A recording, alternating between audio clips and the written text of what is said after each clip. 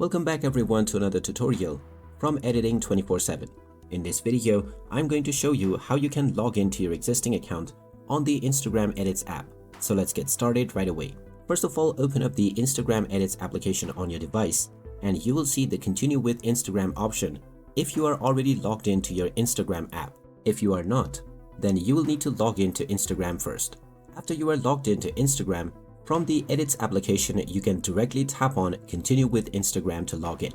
In case you don't have the Instagram application installed or logged in, tap on Switch Accounts and then tap on Login with another Instagram account. You can now directly enter your username, your email address or your phone number, followed by your password to log in. And that is how easy it is. Log into your account on the Instagram Edits app. If you find this video helpful, don't forget to hit that like button and subscribe for more helpful tips and tutorials. Thanks for watching, and I will see you again in the next one.